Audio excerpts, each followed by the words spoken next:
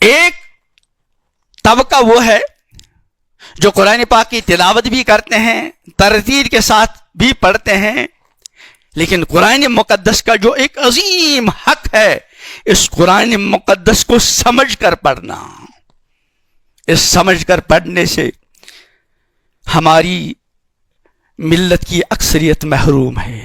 اللہ محرومی سے بچائے، اللہ محرومی سے بچائے۔ یہ قرآن مقدس یہ کتاب ہدایت ہے۔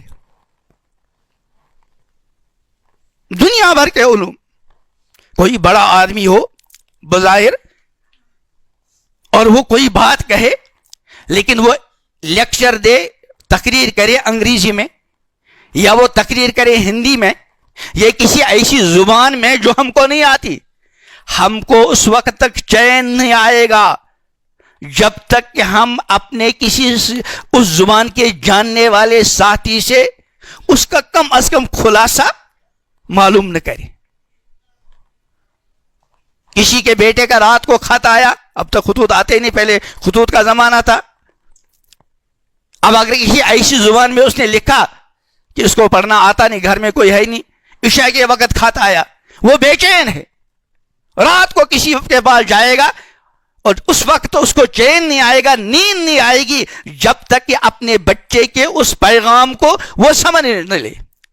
اور یہاں زندگی کے 20 سال گزر گئے، 30 سال گزر گئے، ایمان کی حالت میں بڑی بڑی ڈگریاں حاصل کی، انگریزی میں مہارت حاصل کی، لیکن زندگی میں ایک مرتبہ بھی یہ سمجھنے کی فکر اور کوشش نہیں کی کہ میرے سامنے قرآن مقدس کا خلاصہ آ جائے۔ اس لیے آج ہم یہ طے کر کے جائیں گے انشاءاللہ، ہم جس طرح قرآن پاک کی تلاوت کرتے ہیں اسی طرح ہم قرآن مقدس کو سمجھنے کی بھی کوشش کریں گے۔ قرآن مقدس کے سمجھنے کا اصل ذریعہ تو وہ ہے کہ قرآن کے جو ماہر علماء ہیں ان کی خدمت میں رہیں، ان کی رہبری میں قرآن مقدس کی تعلیم کو حاصل کریں، وقت نکالیں اس کے لیے، اور کم سے کم اتنی عربی ہر جوان کو آنی چاہیے کہ خود تلاوت کے دوران یا کسی کی تلاوت کے سننے کے دوران قرآن پاک کا خلاصہ اس کے سامنے آتا رہے۔ اور اتنا کوئی مشکل نہیں، اگر ایک سال ایک جوان کوشش کرے۔ اصل میں مسئلہ یہ ہے کہ ہم عربی بھی سیکھتے ہیں لیکن ہماری نیتیں بعد میں اس میں بھی گڑبڑ ہوتی۔ میں نے عرض کیا نا کہ انما الاعمال بالنیات وانما لامرئ ما نوى۔ عربی سیکھی، اس لیے سیکھی کہ عرب جانا پڑے گا، وہاں مال کمانے میں کام آئے گا، باہمی گفتگو کا موقع آئے گا۔ عربی سیکھنے قرآن مقدس کو سمجھنے کے لیے جب آپ اس جذبے کے ساتھ عربی سیکھیں گے تو اللہ تعالیٰ قرآن آپ پر قرآن سمجھنا آسان کر دیں گے۔ اور پھر آج کل اللہ تعالیٰ علماء امت کو جزائے خیر عطا کرے، ہر زبان میں مستند تفاسیر موجود ہیں، ہر زبان میں۔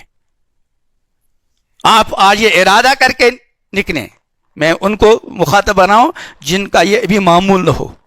اکثر تو ماشاءاللہ یہ پڑھا لکھا طبقہ ہے، سمجھداروں کا طبقہ ہے، دین کے ساتھ عملی تعلق رکھنے والوں کا طبقہ ہے، اس لیے اس کے بارے میں تو امید ہے کہ انشاءاللہ اس سے بھی آگے ہوں گے، لیکن ہو سکتا ہے کوئی ایسا ہو تو یہ طے کر لیں ہم آج ہی یا کل قرآن مقدس کی کوئی مختصر اور مستند تفسیر، آج کل 2-3 تفسیریں بالکل مختصر ہیں، حضرت مفتی تقی صاحب کی توضیح القرآن ہے، حضرت مولانا خالد سیف اللہ صاحب دامت برکاتہم ان کی آسان تفسیر ہے، اس طرح بہت ساری مختصر تفاسیر ہیں۔ کسی ایک تفسیر کو لے لیجئے اور پابندی کے ساتھ، میں نے پہلے عرض کیا جس بھی کام کو آپ پابندی کے ساتھ انجام دیں گے وہ انشاءاللہ پائی تکمیل تک پہنچے گا۔ کبھی آپ نے جو ہے 2 گھنٹے مطالعہ کیا، دوسرے دن تھوڑی دیر بھی نہیں۔ اسی واسطے جب پیغمبر کریم علیہ السلام سے عرض کیا کہ بہترین عمل کیا ہے، آپ نے کیا فرمایا؟ ما دیم علیہ وان قل، جس پر مداومت ہو، ہمیشگی ہو، اگرچہ تھوڑا ہو۔ تو روزانہ 10 منٹ 15 منٹ آپ نکالیں قرآن مقدس کی تفسیر کا. اس لیے نہیں کہ میں مفسر کہلاؤں گا, اس لیے نہیں کہ مجھے کہیں لیکچر دینا, اس لیے کہ مجھے اس قرآن مقدس کی تعلیمات کی روشنی میں اپنی زندگی گزارنی. اور چوتھا مرحلہ, اس قرآن مقدس کے آئینے میں اپنی عملی زندگی کا محاسبہ کریں, جانچیں کہ میری زندگی کا کون سا شعبہ قرآنی تعلیمات کے مطابق گزرتا ہے اور زندگی کے کس شعبے میں میں خدا نخواستہ قرآنی تعلیمات سے ہٹا ہوا ہوں. انتباہ کریں قرآن مقدس کی مقدس تعلیمات اور اپنی زندگی کا تقابل کریں. جہاں جہاں آپ کو اپنی زندگی کا کوئی شعبہ, اور ظاہر بات ہے قرآن مقدس کی تعلیمات زندگی کے تمام شعبوں اور بدن کے اہم ترین اعضاء سے متعلق, آپ قرآن پاک کی تعلیمات کی روشنی میں اپنی آنکھوں کے دیکھنے کا موازنہ کریں.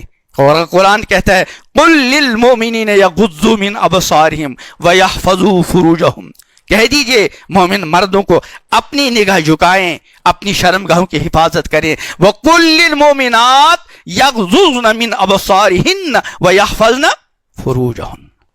قرآن مقدس کی تعلیمات کی روشنی میں اپنی آنکھوں کے دیکھنے کا موازنہ کرے قرآن پاک کی تعلیمات کے ساتھ. اگر لگے کہ میری آنکھ اور میری آنکھ کا دیکھنا قرآنی تعلیمات کے خلاف جا رہا ہے, پہلی فرصت میں اللہ کی بارگاہ میں توبہ کر لیجیے. زبان کا بولنا, ما یلفظ من قول الا لدیہ رقیب عتید ولا یغتب بعضکم بعضا ولا تلمزوا انفسکم. قرآن مقدس کی روشنی میں اپنی زبانی کی جو گفتگو ہے اس کا موازنہ کریں, اس کو دیکھیں. اپنی تجارت کو دیکھیں. رجال لا تلہیہم تجارت ولا بیع عن ذکر اللہ. اپنی زندگی کو قرآن مقدس کے مطابق بنانے کے جذبے کے ساتھ قرآن مقدس کا مطالعہ کریں. اور اس قرآن مقدس کے ساتھ اپنے رشتے کو مستحکم کرنے کے لیے, مضبوط کرنے کے لیے امام الانبیاء حضرت محمد عربی صلی اللہ علیہ وسلم کا قرآن مقدس کے ساتھ کیا والہانہ تعلق تھا, اس کو پڑھیں اور اس والہانہ تعلق کو اپنے اندر پیدا کرنے کی کوشش کریں. قرآن مقدس کو سمجھنے کے لیے کچھ چیزیں تو ہمارے اختیار میں ہیں. بظاہر ہم ان تمام علوم سے باخبر ہوں جن علوم کو قرآن مقدس سمجھنے میں جن علوم کا عمل دخل ہے, ان کو پڑھیں, تفاسیر کا مطالعہ کریں, مستند تفاسیر کا, لیکن اسی کو کافی نہ سمجھیں, اسی کو کافی نہ سمجھیں. ایک شعر میں کبھی گزارش کیا کرتا ہوں, غالباً علامہ اقبال رحمہ اللہ کا ہے کہ ستاروں سے آگے جہاں اور بھی ہیں. یہ جو نحو, یہ صرف, یہ استاد, یہ کتاب, یہ تفاسیر, یہ ستارے ہیں. ان کی روشنی میں ہم کو قرآن مقدس تک پہنچنے کی بھرپور کوشش کرنی ہے. لیکن آگے کیا فرمایا, ستاروں سے آگے جہاں اور بھی ہیں. اس کے لیے ہمیں دو چیزوں کا اہتمام کرنا پڑے گا. ایک, ان ظاہری اسباب, ظاہری وسائل کو اختیار کرنے کے ساتھ ساتھ اپنے دل پر محنت کرنی پڑے گی, کیونکہ قرآن مقدس کا تعلق دل سے ہے. قرآن مقدس جب لوح محفوظ سے جبریل علیہ السلام کے ذریعے سے نازل ہوا, امام الانبیاء حضرت محمد عربی صلی اللہ علیہ وسلم کا قلب اطہر سب سے پہلے اس کے لیے پیش کیا گیا. فَإِنَّهُ نَزَّلَهُ عَلَى قَلْبِكَ.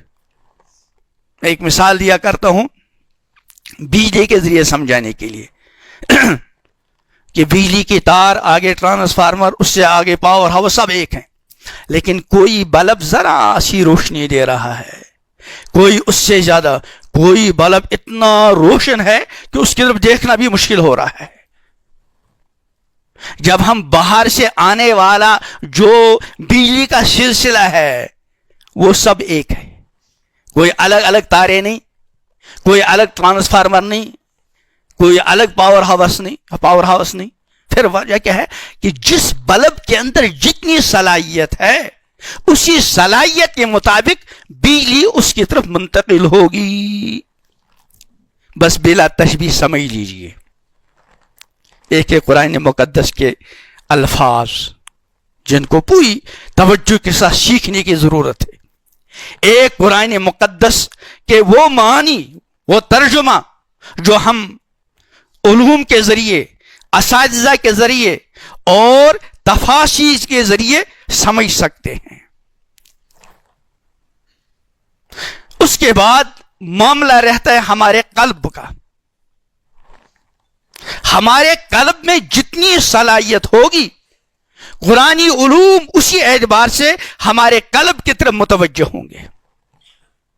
علامہ اقبال ہی نے غالباً کہا ہے فاش گویم آنچ در دل مسترست، فاش گویم آنچ در دل مسترست ای کتابیں نیستن چیزیں دیگر است. کہ میں واضح کہتا ہوں یہ قرآن مقدس کوئی عام کتاب نہیں جس کو صرف ظاہری وسائل سے حاصل کیا جا سکتا ہے. میں نے صرف ظاہری وسائل ہیں لیکن یہ اتنا کافی نہیں. فاش گویم آنچ در دل مسترست ای کتابیں چیزیں دیگر است. یہ کچھ اور ہے. تو یہ کچھ اور ہے، اس کو سمجھنے کے لیے ایک تو اپنے دل کو ٹھیک کرنا پڑے گا، اپنے اندر تقوی پیدا کرنا پڑے گا. اس لیے قرآن مقدس کی جو آیت میں نے پڑھی کہ الف لام میم ذالک الکتاب لا ریب فیہ ھدی للمتقین وانہ تذکرۃ للمتقین. جس قدر بندے کے اندر جتنا تقوی ہوگا اللہ کا کلام اسی درجے اس پر کھل جائے گا. اور پھر پیغمبر کریم علیہ السلام کی اقتداء میں اور آپ کے نقش قدم پر چلتے ہوئے آپ اللہ سے قرآن مانگا کریں. اللہ اکبر، اللہ اکبر. قرآن امام الانبیاء حضرت محمد عربی صلی اللہ علیہ وسلم پر نازل ہوا، لیکن اس نازل ہونے کے باوجود پیغمبر علیہ السلام اللہ سے قرآن مانگتے ہیں، اور مانگنے کا انداز اللہ اکبر، اللہ اکبر. ایک دعا ہے اللہم انی اسألک بکل اسم ہوا لک سمیت بہ نفسک او انزلتہ فی کتابک او علمتہ احدا من خلقک او استأثرت فی علم الغیب عندک ان تجعل القرآن العظیم ربیع قلبی ونور بصری وجلاء حزنی وذهاب ہمی وغمی اللہم ذکرنی منہ ما نسیت وعلمنی منہ ما جہلت وارزقنی تلاوتہ آناء اللیل وآناء النہار واجعلہ لی حجۃ یا رب.